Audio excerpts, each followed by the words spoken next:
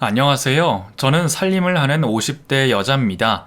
사실 50대라고 하기엔 간당간당하긴 하지만 그래도 아직 앞자리가 바뀌지 않았으니까 청춘이라고 하죠. 요즘에는 인생이 60부터라는 말도 있는데 저도 지난날을 돌아보면 너무 힘든 일이 많아서 빨리 나이를 먹고 싶다는 생각밖에 안 드네요. 60이 되면 내 인생이 어떻게 달라질까 기대도 되고, 지금보다 더 행복할까 아니면 불행할까, 자식들은 얼마나 더 잘 될까 아니면 내 도움이 필요할까 하는 생각에 하루하루가 설레기도 하고 기대되기도 합니다. 사실 제가 이렇게 긍정적인 사람이 된 지 얼마 안 됐습니다. 누구보다도 부정적인 사람이었고 매사 비관적인 사람이었죠. 무슨 일이 일어나기만 하면 그건 안 될 거야. 사람 일이 다 그래. 제대로 되는 게 하나도 없어.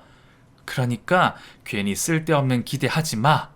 라는 말들이 먼저 입 밖으로 나오는 사람이었습니다. 저도 왜 그렇게 살았는지 모르겠습니다.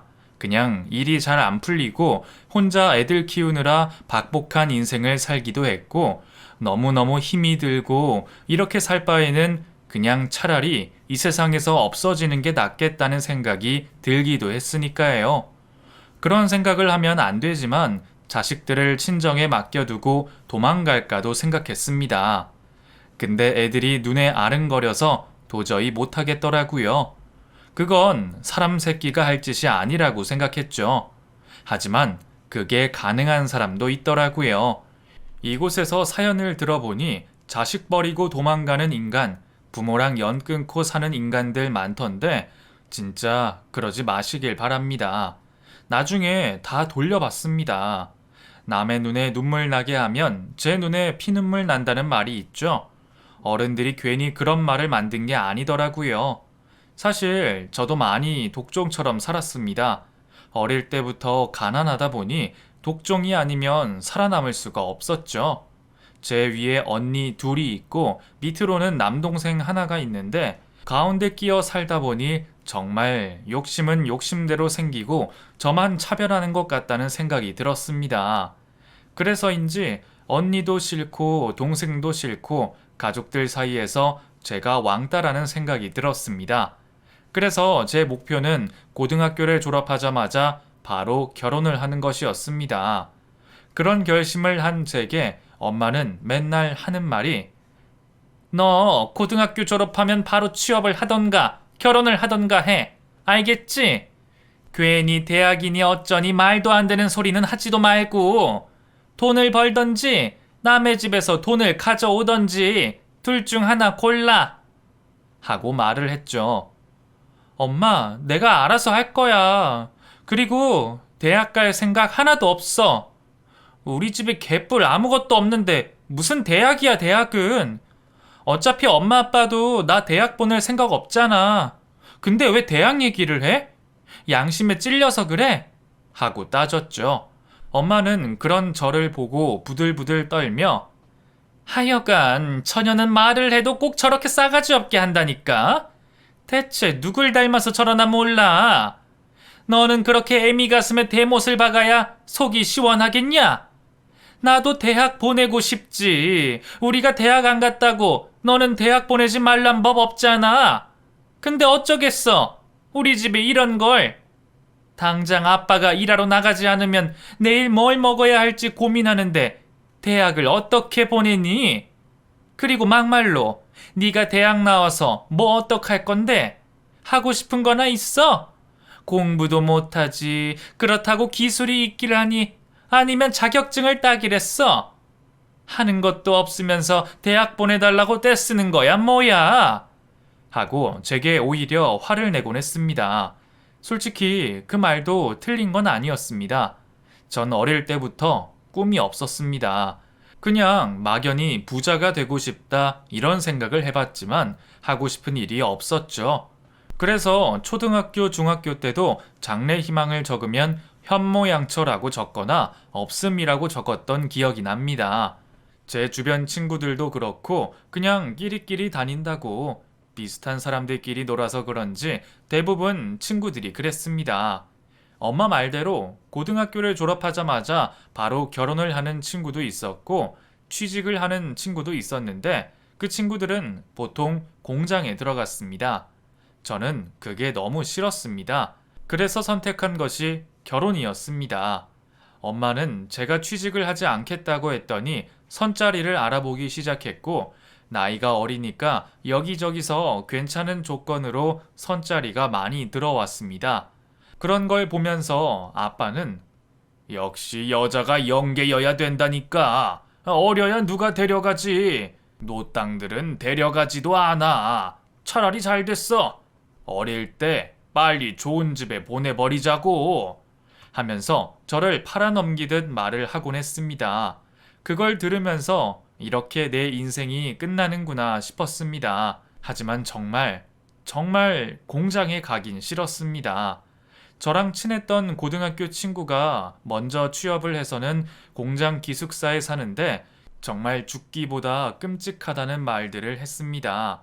3교대 근무를 하는데 휴일이면 동네에 와서 저를 만나 하는 말이 진짜 탈출하고 싶다. 감옥 같아. 맨날 몸에 섬유 냄새 나고 팔에 두드러기 보여?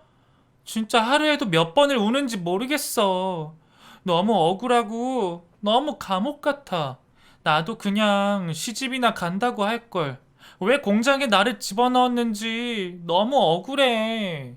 하면서 울고불고 하더라고요. 그런 친구를 보면서 그래. 차라리 돈 버는 것보다 괜찮은 남자 만나서 시집 가는 게 낫지 라는 생각을 했습니다. 그러면 안 되는데 그 친구의 인생과 자꾸 저를 비교하게 되고 그래도 친구보단 제가 낫다는 생각이 들더라고요. 그렇게 저는 1년 동안 집에서 엄마를 도와 살림을 하고 몇 번은 선을 보러 다녔습니다. 솔직히 만나는 남자들마다 썩 마음에 들지 않았습니다. 저는 이제 20살인데 30살짜리 남자가 나와서 절 보자마자 결혼을 하자고 하는 경우도 있었고 나이 차이가 15살까지 나는 경우도 있었습니다. 거기다가 대머리. 그런 사람들을 보면 정말 이건 결혼이 아니라 팔려가는 거구나 싶은 생각이 들더군요. 그럴 때마다 집에 와서 엄마, 진짜 너무한 거 아니야? 어떻게 저런 사람들이랑 결혼을 시키려고 해? 나이 차이가 나도 너무 많이 나잖아. 나 이제 20살이야. 근데 뭐?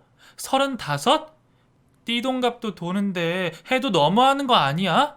하고 따졌습니다. 그럼 엄마는 제 등짝을 치면서 얘가 철없는 소리하고 앉아있네. 너 그 집이 어떤 집인 줄 알아? 우리가 평생 벌어도 다 못 버는 돈을 1년 만에 버는 집이야. 그 남자랑 선보려는 여자가 줄을 서 있는데 네가 나이가 어리니까 그 남자가 만나보고 싶다고 해서 겨우겨우 자리 마련한 거야. 그 남자는 너 마음에 든다고 하니까 잔소리 말고 한 번 더 만나봐. 사람을 만나보지도 않고 나이랑 외모만 보고 판단하면 어떡해? 너 그렇게 생각이 없어? 가족들 생각은 안 해? 하면서 제게 말을 하는 겁니다. 기가 막혔습니다. 엄마, 내 인생 사는데 무슨 가족들 생각이야. 엄마, 지금 나 부잣집에 갖다 팔려는 거잖아. 그럼 엄마는 가족 생각해서 나를 그 새끼한테 시집 보내려는 거야? 나는 뭐 가족 아니야? 남이야? 하고 따졌더니 아무 말도 못 하더라고요. 결국 부자인 그 남자는 제가 약속을 파토내서 날려버리고 그 뒤로 몇 번 선을 더 봤습니다. 엄마도 미안했는지 30살 넘는 남자는 안 데려오겠다고 제게 말을 하더군요. 그렇게 4번쯤 봤으려나 28살이라는 남자와 선을 보게 됐습니다. 집안도 괜찮다고 하고 사진을 보니 외모도 괜찮더군요. 솔직히 지금까지 만났던 남자들 중에 제일 낫다는 생각이 들었습니다. 그렇게 그 사람과는 2번째 만남을 가졌습니다. 선을 본 이후 처음이었죠. 남자가 젊어서 그런지 뭐랄까 선이 아니라 데이트 같다는 느낌이 들었습니다. 만나자마자 결혼 얘기를 하지도 않고 일상 얘기를 나눴습니다. 그 사람은 대학을 졸업하고 아버지 사업을 이어받기 위해 공부를 하고 있다고 했습니다. 경제에 관심이 많고 사회면에도 관심이 많지만 연예인 가십거리 얘기하는 걸 좋아했습니다. 가끔 시간이 될 때는 해외에 여행도 간다고 하더군요. 얼마 전에도 일본에 갔다 왔다며 이런저런 얘기를 해줬습니다. 그 얘기를 듣는데 뭐랄까 그 사람의 인생이 너무 부럽다는 생각이 들었습니다. 쉬고 싶을 때 쉬고 여행 가고 싶을 때 가고 옷도 멋들어지게 입은 그 사람을 보니 제가 그 사람 인생에 껴들고 싶다는 생각이 들었습니다. 그동안 몇 번 선을 보며 이런 감정을 느낀 적이 없었습니다. 대부분 그냥 돈 자랑하는 사람들, 아니면 집안 자랑하는 사람들, 회사 일에 치여 사는 사람들 뿐이었는데 뭔가 자유로운 영혼 같아 보이기도 하고 너무 일에 매달리지도 않는 것 같아 보이더라고요. 지금 생각해보면 제가 콩깍지가 씌인 것 같은데 그땐 그걸 몰랐습니다. 그냥 그 사람의 인생이 마냥 부럽다는 생각이 들더군요. 그 뒤로 그 사람과 두세 번 정도 만남을 가졌고 우리 두 사람은 서로에게 호감을 느꼈습니다. 저만 느낀 게 아니라 그 사람도 제 손을 슬쩍슬쩍 스치다가 잡기 시작했고 같이 커피숍에 가서 커피를 마시면서도 손을 놓지 않았습니다. 그런데 그 남자가 제 손을 잡고 그런 말을 하더라고요. 우리가 비록 선본 사이지만 난 이 연애 감정을 오랫동안 느끼고 싶어. 이렇게 설레는 감정 느끼는 것 너무 좋지 않아? 근데 결혼하면 그런 감정이 금방 사라진대. 너만 급한 게 아니면 우리 연애부터 할까? 하고 말을 하더군요. 너무 좋죠. 저 사실 아직 결혼은 조금 부담스러워요. 제가 나이가 어리기도 하고 오빠만 괜찮으면 연애하고 싶어요. 저 사실 연애가 처음이거든요. 오빠가 이끄는 대로 잘할게요. 연애 꼭 해보고 싶어요. 하고 제 속마음을 전부 얘기했습니다. 전 체구도 작고 키도 작아서 그 사람이 절 귀엽게 봤는지 그날 이후로 저희는 연인으로 지내기로 했고 서로의 부모님에게는 당분간 선을 보지 않겠다고 말을 하고 연인 사이로 지내는 건 비밀로 하기로 했죠. 선 봐서 마음에 든다고 하면 바로 결혼 얘기가 나올 텐데 그건 우리 두 사람이 원하는 게 아니었거든요. 이런 것까지도 잘 맞는 걸 보니 우리 둘은 천생연분인가 싶다는 생각이 들었고 이 사람은 만나면 만날수록 더 마음에 들고 더 깊은 관계를 갖고 싶어졌습니다. 그렇게 저희 두 사람은 결혼이 목적이 아닌 연애로 시작했고 제가 남자친구가 있음에도 엄마는 제게 자꾸 선을 요구했지만 저는 그 선을 거절했죠. 계속 엄마의 얘기를 못 들은 척 하다가 결국 그 사람과 사귀게 됐다고 말을 했고 엄마에겐 비밀로 해달라고 했습니다. 엄마는 그래도 그 사람과의 결혼 가능성이 보였는지 모른 척 해주었고 그렇게 2년 정도 그 사람과 사귀었습니다. 만나면서 싸운 적도 없고 정말 행복했습니다. 그리고 3년 차에 접어들면서 예상치 못한 일이 일어났습니다. 바로 제가 임신을 하게 된 겁니다.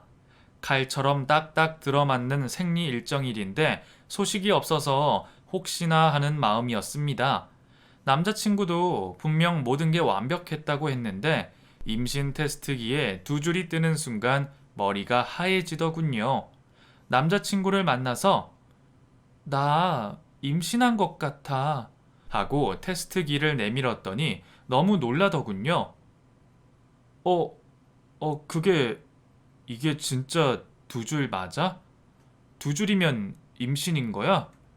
아니 왜 임신이 된 거지? 그동안은 안 됐잖아. 하고 말을 더듬더군요.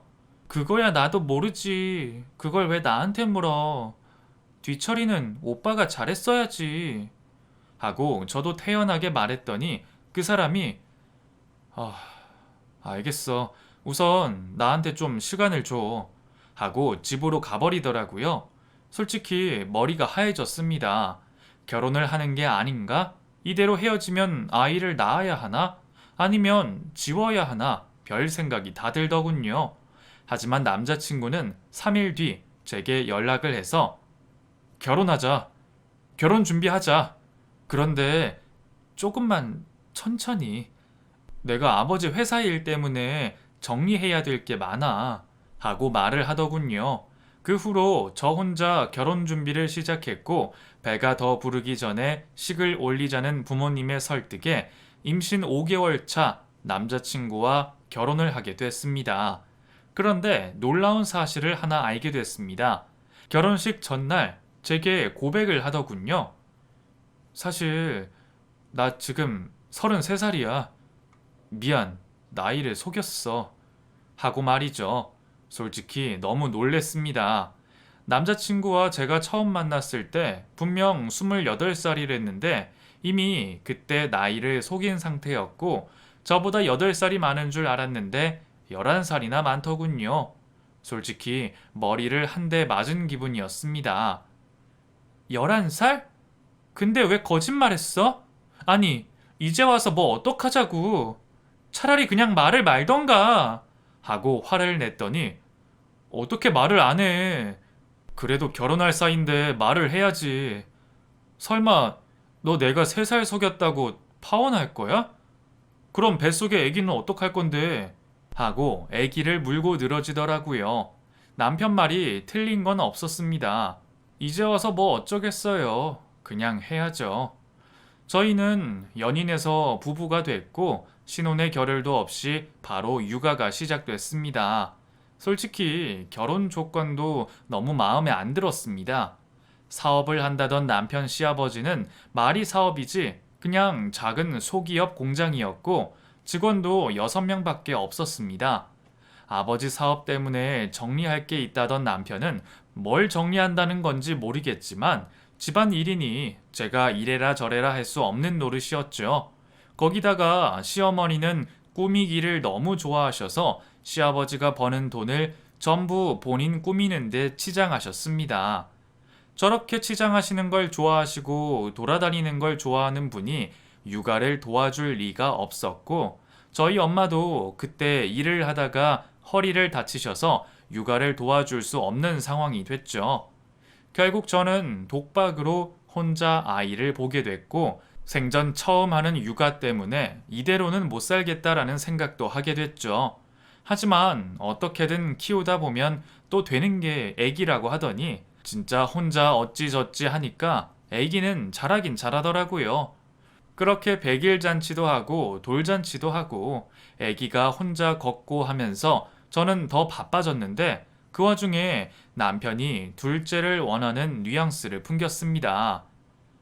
식구가 넷은 돼야 하지 않아? 셋은 뭔가 초라해. 다른 집들은 다 넷이잖아. 우리도 둘째 낳자, 여보. 둘째가 딸이면 얼마나 좋아. 아들내미 하나 키워봤자 아무 소용 없어. 그리고 내가 더 늙어봐. 애는 갖고 싶어도 못 갖는다니까. 하면서 둘째를 재촉하더라고요. 남편이 그런 말을 하니 진짜 가져야 하나 하는 생각이 들기도 했고 더 늦기 전에 하나 더 낳는 것도 나쁘지 않다는 생각이 들어서 저희 둘은 둘째 낳기에 돌입을 했습니다. 하지만 둘째는 쉽게 생기지 않았습니다. 생각지도 않았을 때 첫째가 덜컥 찾아오더니 둘째는 결혼 5년이 지나도 찾아오지 않더라고요. 근데 어쩔 수 없다고 생각했습니다. 그렇다고 해서 시술을 할 수도 없고 인공수정이나 시험관 같은 건 하고 싶지 않았거든요. 저보다 남편이 아이를 더 원하기 때문에 그 정도까지 하고 싶진 않더라고요. 시어머니도 별말 없으신데 남편만 자꾸 닥달을 하길래 몇 번 시도해보긴 했는데 둘째는 잘 생기지 않았습니다. 그렇게 아이가 5살쯤 됐을 무렵 저희 부부에게 둘째가 찾아왔습니다. 나이 차이가 좀 나긴 하지만 그래도 둘을 키우는 게 더 낫다는 생각이 들었습니다. 하지만 남편은 매일 둘째 타령을 하면서도 막상 둘째를 낳으니 육아에 전혀 관여하지 않고 밖으로만 쏘다니더군요. 그렇게 참다 저도 결국 터져버릴 만한 사건이 일어났습니다. 저희 집에는 등하원을 도와주시는 도우미 이모님이 계셨습니다. 근데 하필 그날 이모님께서 사정이 있어서 일을 못 도와주게 되셨고 제가 첫째 아이를 어린이집에 데리러 가야 했었죠. 저도 그때 미용 자격증을 준비하고 있던 터라 사실 하루하루가 좀 바빴습니다. 결국 어쩔 수 없이 이모님 대신 제가 아이를 데리고 가야 했고 막내를 등에 업고 가려는데 남편이 웬일로 전화가 와서는 여보, 어디야? 하고 묻더라고요. 나 지금 애기 데리러 가려고 하는데 당신 마침 전화 잘했다. 지금 바빠? 하고 물었더니 점심이나 먹자고 하더라고요. 점심? 웬 점심이야? 지금 바빠 죽겠는데. 그렇게 시간 많으면 애 좀 유치원 가서 데리고 와.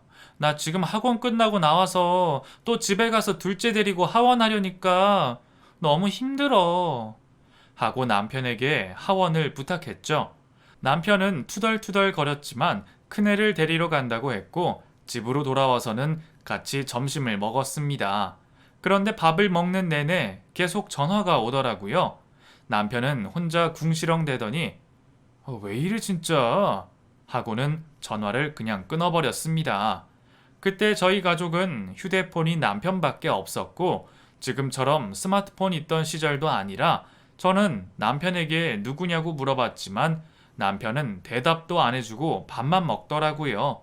근데 참 이상한 게 살면서 단 한 번도 그런 생각을 해본 적이 없는데 여자 촉이라는 게 좀 이상하더군요. 저는 휴대폰을 써본 적도 없어서 작동법도 모르고 남편의 여자 관계에 대해 의심해 본 적도 없었거든요. 근데 남편 표정이나 작은 행동 하나하나가 신경 쓰이더라고요. 아니겠지. 애가 둘이나 있는데. 그렇다고 해서 남편이 가정에 소홀한 것도 아닌데.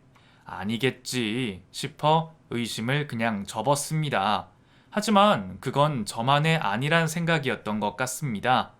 의심은 접었지만 어쩔 수 없이 남편을 계속 신경 쓰고 있던 찰나 아이 하나를 등에 업고 손을 잡고 집으로 돌아오는 길 남편의 차가 주차장에 서 있는 걸 보게 됐고 그 안에 남편과 한 여자가 같이 있는 모습을 목격하게 됐습니다. 처음에 저는 그 차를 보지도 못했습니다. 그런데 저희 큰아들이 엄마, 아빠 차다 하고 손가락질을 하며 가리키더라고요. 그런데 자세히 보니 여자 한 명이 옆에 타 있었고 두 사람이 그 안에서 입을 맞추고 있었습니다. 전 그 자리에서 얼음처럼 얼어버렸습니다. 큰아들이 자꾸 아빠한테 달려가려고 하는 걸 겨우 막다가 저는 아들을 놔줬고 아들은 운전석 문을 두들기며 아빠! 아빠! 하고 소리를 질러댔습니다. 그 안에 있던 남편이 아들을 보고 살짝 창문을 열며 승준아, 엄마한테 가 있어. 지금 아빠 친구랑 얘기 중이야. 하고 말을 하는 게 저한테까지 들렸습니다. 남편은 저를 슬쩍 쳐다보다가 클락션을 한번 빵 하고 누르고는 애 좀 데려가! 하고 제게 소리를 지르더군요. 그 말을 들은 아들이 제게 달려왔고 남편은 그 자리에서 잽싸게 시동을 켜고 그 자리를 떠났습니다. 저는 그 뒷모습을 하염없이 쳐다봤습니다. 아무 말도 못하고 말이죠. 솔직히 말하면 실감이 나지 않아서 눈물도 안 나더군요. 그런데 이상하게 제 몸은 집이 아닌 시댁을 향하고 있었습니다. 이 사실을 말해야 할 것 같았거든요. 저는 바로 시댁으로 가서 아버님, 어머님, 제 말 좀 들어보세요. 그 사람이 여자가 생겼어요. 제가 방금 봤어요. 제 눈으로 똑똑히 봤어요. 이게 말이 되나요? 대체 어떻게 해야 애를 둘이나 낳은 남자가 그것도 새파랗게 젊은 여자랑 바람을 피우나요? 하고 애를 끌어안고 따졌습니다. 그런데 돌아오는 시어머니 대답이 더 가관이었습니다. 남자면 그럴 수도 있는 거 아니니? 한 번은 실수할 수 있잖아. 그래서 어떡하라는 거야? 지금 여기 찾아온 이유가 뭔데? 뭐, 돈이라도 달라는 거야? 이혼이라도 하겠다는 거야? 그런 게 아니면 그냥 모르는 척 입 다물고 사는 게 맞는 거 아니야? 결혼 생활 하면서 바람 한 번 안 피우는 사람 있어? 남자들 다 그래. 걔만 그런 게 아니라 남자들은 다 그래. 어떤 놈을 만나도 마찬가지야. 근데 왜 이렇게 유난이야, 유난은? 넌 애들 앞에서 부끄럽지도 않니? 애 아빠가 바람난 걸 뭐 자랑이라고 여기까지 애들을 다 끌고 와서 그런 걸 말하고 그래? 네가 그러고도 엄마 자격이 있는 애야? 어떻게든 남편을 설득해서 가정을 제대로 갖고 나갈 생각을 해야지. 당장 갈라설 용기도 없는 애가 여기 와서 뭘 어쩌겠다는 거야? 하면서 오히려 저를 호통치시더라고요. 정말 기가 막혔습니다. 잡으려면 자기 자식을 잡아야지 왜 저한테 큰 소리를 치는지, 뭘 잘했다고 저러는 건지 이해가 안 가더군요. 저는 대답도 안 하고 그 집에서 나와 바로 집으로 와버렸고, 그날 밤 남편은 집에 들어오지 않았습니다. 하지만 문제는 여기서부터 시작이었습니다. 바람난 남편은 제가 그 현장을 발각한 이후 전화도 받지 않았고 집에 돌아오지도 않았습니다. 일주일이 지나도 한 달이 지나도 남편은 돌아오지 않았죠. 그 사이 시댁에 연락을 몇 번이나 했지만 남편의 행방을 모른다는 말뿐이었습니다.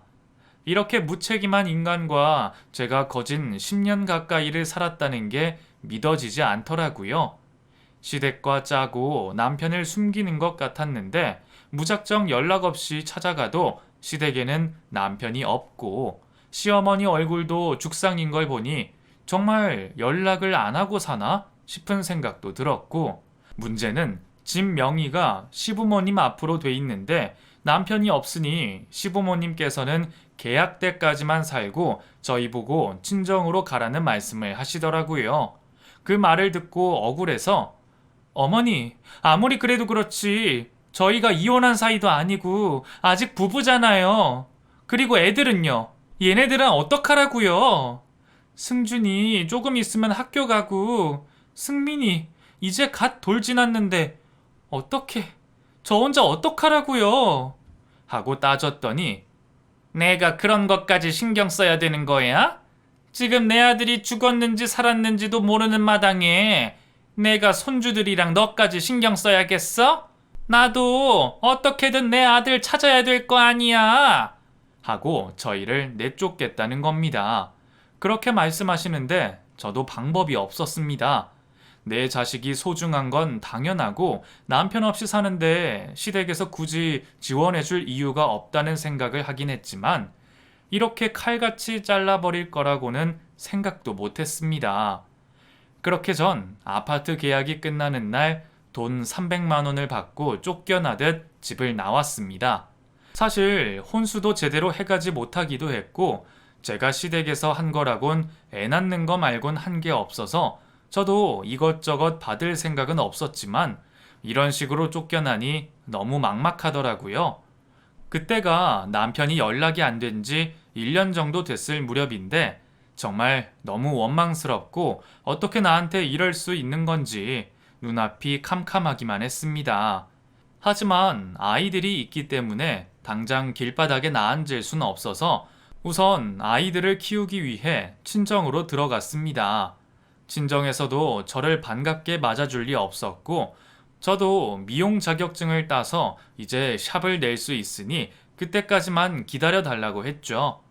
애들까지 봐주시는데 공짜로 얹혀 살 수는 없어서 밥값이라도 내야겠다 싶어 한 달에 15만 원씩 친정에 드렸고 저는 제가 모아둔 돈과 친정 엄마의 도움을 받아 작게 미용실을 내려고 여기저기 발품을 팔아 알아보러 다녔습니다. 그렇게 2주쯤 지나고 작은 골목 안에 미용실을 하나 낼 수 있을 만한 곳을 찾았습니다. 그 안에 작은 방도 있어서 아이들을 키우면서 살기 딱 좋은 곳이었죠. 그곳에 저는 아들 둘을 키우며 일을 시작했습니다.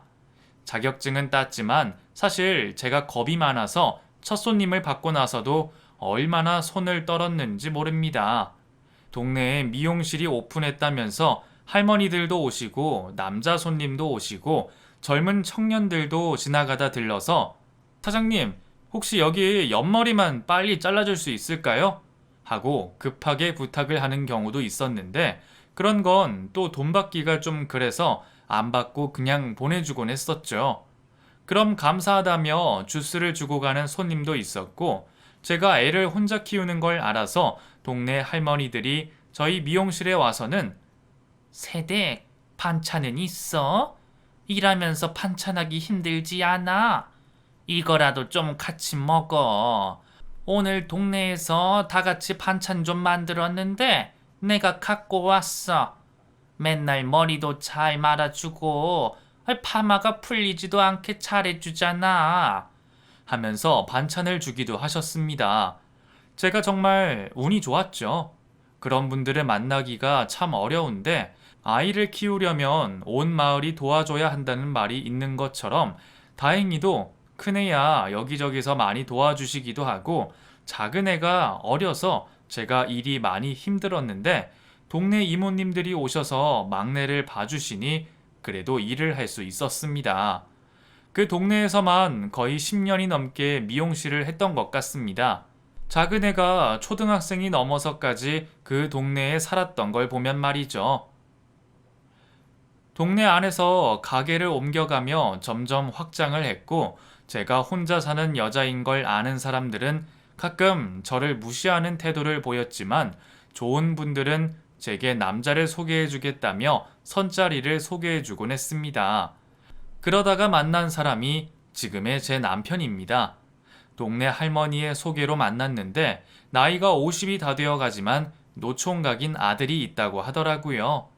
저도 그 당시엔 40이 다 되어 가고 혼자가 외롭기도 해서 좋은 사람이 있으면 연애나 할까 하는 생각을 했었습니다. 사실 애들 키우느라 재혼은커녕 연애도 못하고 살아서 언제까지 이렇게 살아야 하나 막막한 생각도 있었거든요. 할머니가 저를 좋게 봐주셔서 식사 자리를 갖게 됐고 그 사람과 두세 번 정도 만남을 갖고 연인이 되기로 했죠. 다 늙어서 무슨 연애냐 하는 생각도 들었지만 막상 연애를 시작하니 정말 행복했습니다. 그리고 저는 그 사람에게 제 과거를 전부 얘기했더니 그 사람이 그러더군요. 당신 바보야? 그럼 이혼이 됐는지 안 됐는지도 모른다는 거야? 남자가 바람을 펴서 헤어졌으면 받을 건 받고 정리할 건 정리해야지. 하고 저를 동사무소로 끌고 갔습니다. 그런데 저도 모르는 사이 그 사람과 이혼이 돼 있더군요. 무슨 짓을 한 건지 모르겠지만 강제 이혼 당한 것 같았습니다. 졸지에 이혼녀가 돼 있었고 시어머니에게 연락을 했지만 시어머니는 그게 너도 좋지 않겠어? 근데 너 무슨 생각으로 나한테 전화를 한 거니? 난 지금 아들이랑 연락이 안 된 지 10년이 넘어서 아직도 애가 타는데 네가 나한테 연락해서 이런 얘기를 할 군번이야? 하고 제게 오히려 따지더라고요.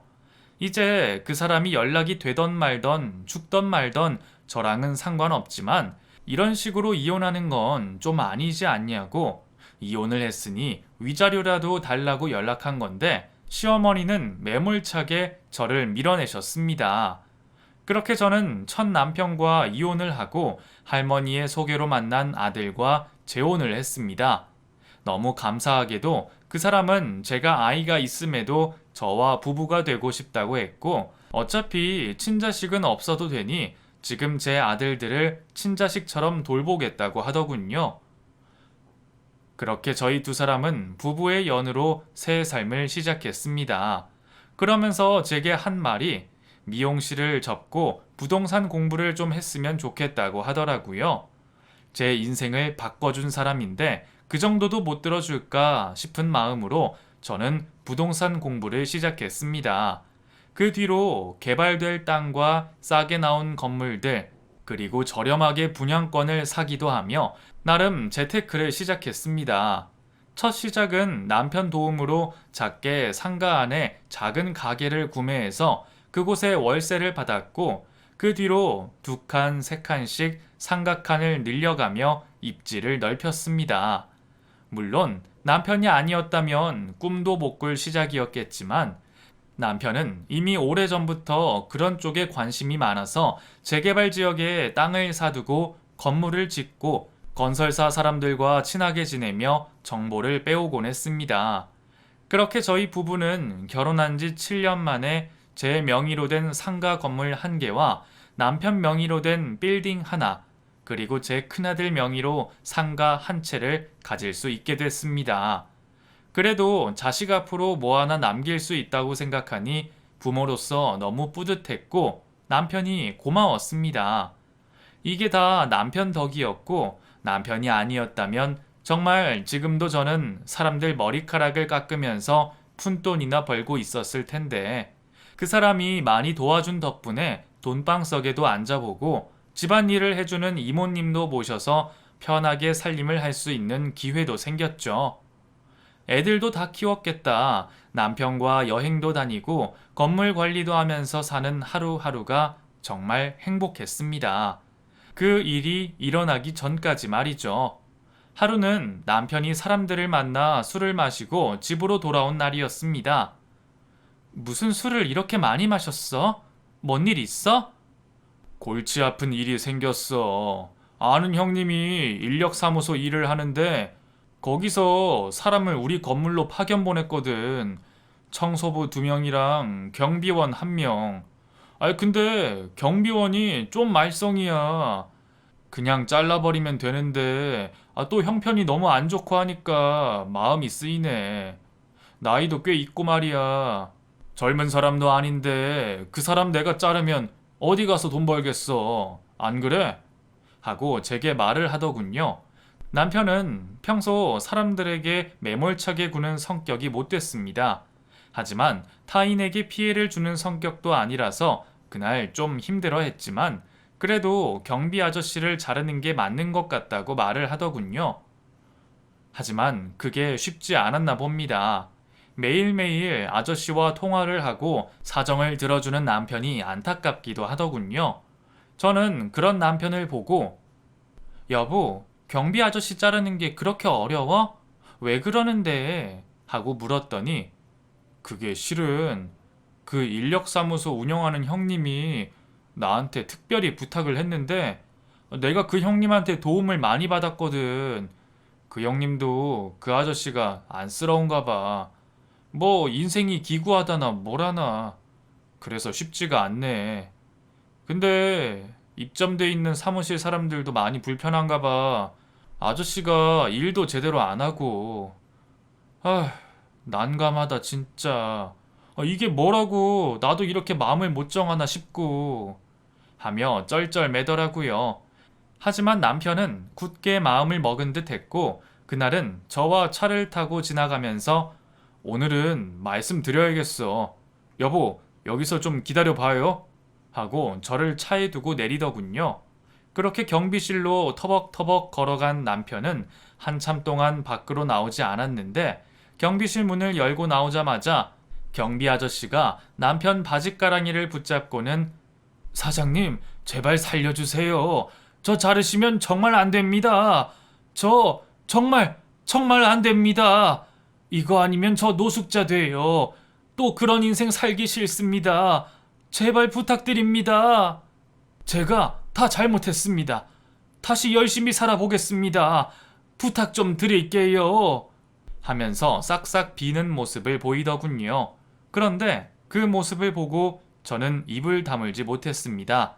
제 남편 앞에 무릎을 꿇은 그 경비원, 다름 아닌 제 전 남편이더라고요. 확실했습니다. 닮은 사람일까 싶어 명찰도 확인해 봤는데 그 사람 이름이 맞더군요. 저는 너무 놀라 차에서 내렸고 남편과 전 남편이 있는 곳으로 달려갔습니다. 제 남편은 절 보고 뭐하러 나왔어? 그냥 차에 있으라니까. 하고 저를 차로 돌려보내려는 순간 미경아! 하고 그 사람이 제 이름을 부르더군요. 지금 너 내 이름 불렀니? 네가 무슨 자격으로 내 이름을 불러? 너 이따위로 살려고 도망갔니? 말해봐. 자식 버리고 마누라 버리고 이따위로 살려고 도망간 거야? 이 양심도 없는 새끼야? 이게 뭐야? 지금 이게 뭐 하는 짓이냐고! 하며 그 사람 멱살을 잡고 펑펑 울기 시작했죠. 저도 그때 제가 왜 울었는지 모르겠습니다. 그냥 억울하고 분하고 지금까지 제가 살아온 힘든 시간이 주마등처럼 스쳐가더군요. 저는 그 사람 멱살을 쥐고 울다가 제 남편에게 여보, 이 사람 당장 잘라. 이 인간이 무슨 잘못을 했는지도 모르겠고 당신도 이유가 있으니까 고민했겠지만 그냥 잘라. 이유 묻지 말고 잘라줘. 우리 가족이랑 엮이는 일 없게. 눈앞에서 당장 치워줘. 하고 말했더니 그 사람이 저를 보더니 네가 이 건물 사모님이라고? 너 그럼 안 되는 거 아니야? 지금 내가 이렇게 사는 걸 보고도 네가 그렇게 말을 해? 야, 너 내가 불쌍하지도 않아. 너는 남자 잘 만나서 인생 폈잖아. 어떻게 보면 그것도 내 덕 아니야. 내가 그때 너랑 안 헤어졌으면 네가 사모님 소리 들었겠어? 하면서 제게 오히려 적반하장으로 화를 내더라고요. 웃겨 진짜. 미친 소리 하고 앉아있네. 그래, 참 고맙다. 네 덕에 부자 남편 만나서 사모님 소리 듣고 산다. 그러니까 우리 가족이랑 엮이지 말고 당장 꺼지라고. 너 같은 새끼가 지금 내 눈앞에 있는 것도 역겹고 토 나와. 개만도 못한 놈. 여보, 가자. 당장 정리해. 하고 남편을 끌고 왔습니다. 저의 화끈한 결정에 남편은 전 남편을 바로 잘랐습니다. 더 기가 막혔던 건 그 사람을 자르고 나서야 알게 된 건데 그 빌딩에 사무실이 몇 개 입점해 있는데 70이 넘은 노인네가 젊은 여직원들한테 너무 찝적대서 민원이 엄청 들어왔다고 하더라고요. 심지어 스트레스가 심했던 한 여직원이 경찰까지 불러서 소동이 일어난 적도 있다고 하더군요. 정말 그 말을 들으니 남편도 원망스러웠습니다. 사람이 숲을 봐야지 나무만 보고 앉아 있으니 나중에 문제가 생기면 그걸 어떻게 감당하려고 그 사람이 불쌍하단 이유로 곁에 두는 게 이해가 가지 않았죠. 하지만 제 전남편이란 사실을 알면서 바로 잘라버렸고 그 뒤로 저희 부부는 그 사람에 대해 얘기하지 않았습니다. 나를 매몰차게 버리고 그동안 어떤 삶을 살아왔는지 모르겠지만 그래도 꽤 괜찮던 사업가 집안에서 경비원으로 전락해버린 전 남편. 솔직히 불쌍하고 안타깝다는 생각이 들지 않는다면 그건 거짓말입니다. 하지만 그 사람이 선택한 인생이고 제가 장담하는 건 그 사람 분명 여자 때문에 자기 인생을 망친 거라 생각합니다. 그땐 남편이 너무 원망스럽고 미웠는데 그 사람 말대로 그 인간이 그런 짓을 안 하고 강제 이혼도 안 당했으면 제가 지금의 행복한 삶을 누릴 수 있었을까 싶은 생각도 듭니다. 오히려 잘 됐죠 뭐. 그런 놈 만나 제 인생의 일부를 쓰레기통에서 보냈지만 그래도 남은 인생은 정말 즐겁게 살 수 있게 됐으니까요. 저도 한동안 마음고생도 많이 하고 시댁에서 서름도 많았는데 이제 다 잊고 정말 이 사람과 행복한 미래를 그려보겠습니다. 욕심내지 않고 지금 인생 만족하며 잘 살아볼게요. 지금까지 제 얘기를 들어주셔서 정말 감사합니다. 다들 건강하세요.